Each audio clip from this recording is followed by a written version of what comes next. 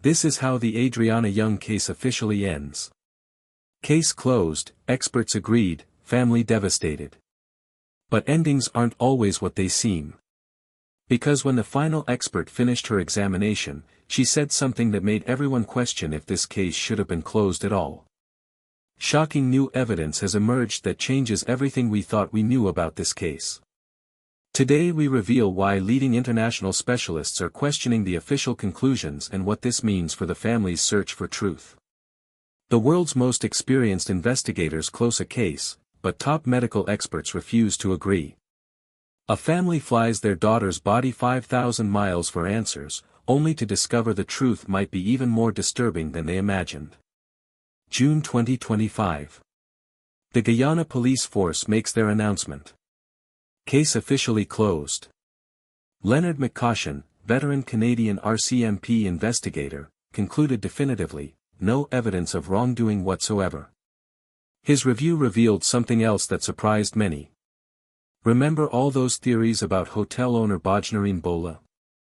Video surveillance showed he wasn't even at the hotel when Adrianna disappeared. The person everyone suspected wasn't even present. McCaution made a statement that revealed the core problem from the beginning. If a thorough search had been conducted properly from the start, this case would never have attracted international attention. Think about that for a moment. The global protests, the demonstrations across 3 continents, the international calls for justice, all because someone didn't search a pool thoroughly enough. But while authorities were celebrating their conclusion, the international medical community was about to explode with controversy. Dr. Carol Terry faced the most challenging case of her career as chief medical examiner of Gwinnett County, Georgia. Despite the thorough professional work in Guyana, the American examination would spark a controversy that divided the entire specialist community. Something was bothering Dr. Terry. The circumstances didn't align with her decades of experience. The timeline made no sense. The condition of the body raised questions that troubled her professional instincts.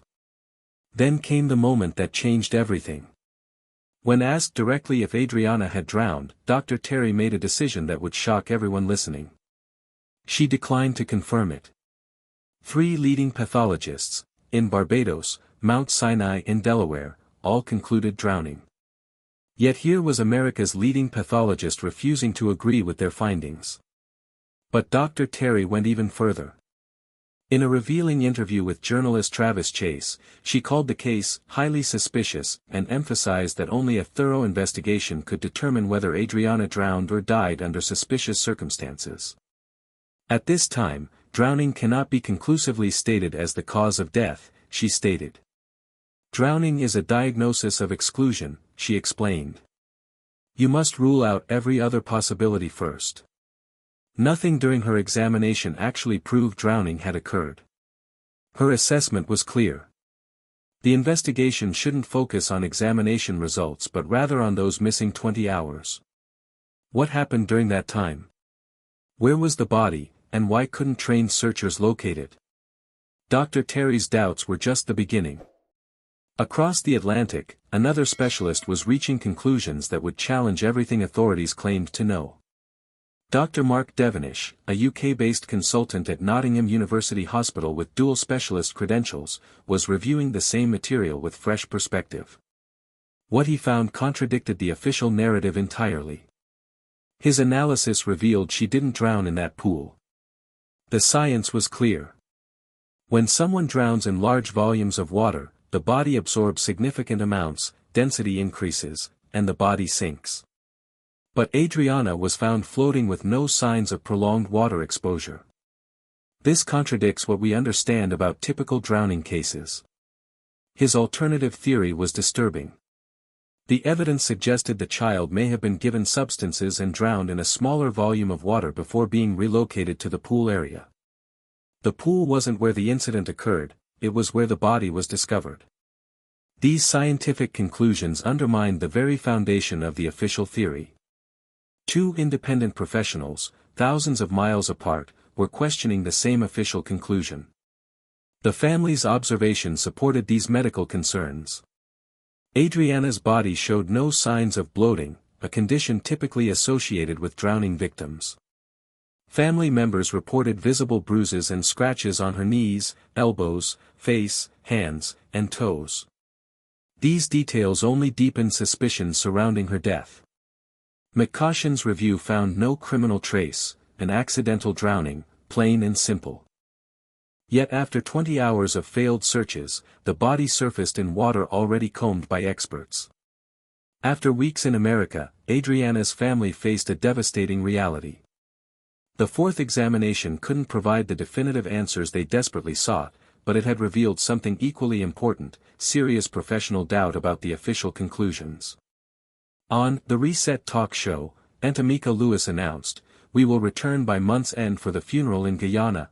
Adrianna will rest where she was born." But the family's legal team made one thing clear: their search for answers wasn't over. Additional options would be explored regardless of official findings. Even in death, Adrianna couldn't find peace. The official conclusion remains clear. Accidental drowning, no evidence of criminal activity, case permanently closed according to authorities. But professional concerns persist. Dr. Terry's refusal to confirm drowning in her assessment of the case as highly suspicious. Dr. Devanish's scientific analysis suggesting the use of substances and alternative drowning location. The family's observations about the body's unusual condition.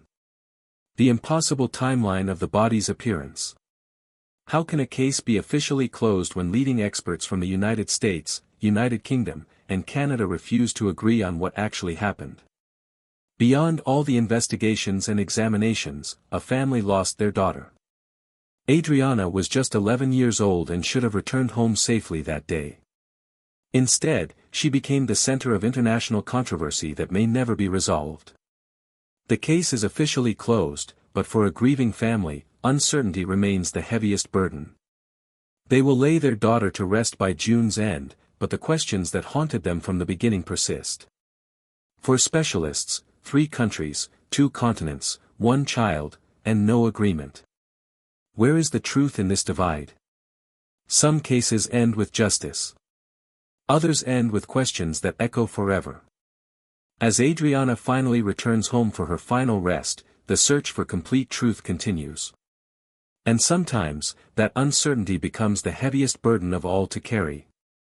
Yet the questions refuse to disappear. Those 20 missing hours remain the case's greatest mystery. Not the investigators who closed the case. Not the experts who signed their final reports. Not even the search teams who somehow missed finding her body during multiple systematic searches. Why did trained professionals fail to locate what they later discovered in the same areas? The answer challenges everything about the official timeline. If Adrianna's body was in that pool from the beginning, experienced search teams would have found her immediately. The fact that multiple searches failed suggests something fundamental about the official narrative doesn't align with reality. But the medical contradictions run even deeper than timeline inconsistencies. Dr. Terry wasn't alone in her professional concerns. Across the Atlantic, Dr. Devanish's scientific analysis directly contradicted the drowning conclusion. 2 specialists, examining the same evidence, reaching disturbing alternative conclusions. The medical evidence that troubled both professionals was undeniable. Adrianna's body showed none of the expected drowning indicators. No bloating despite the circumstances. No signs of prolonged water immersion. No evidence supporting the official cause of death. Instead, they documented something entirely different. The family observed bruises across her small body. Scratches marked her knees, elbows, and face. Physical evidence that raised disturbing questions about what really happened during those missing 20 hours. How do you explain away evidence that contradicts your entire conclusion? Dr. Devanish's theory was particularly troubling.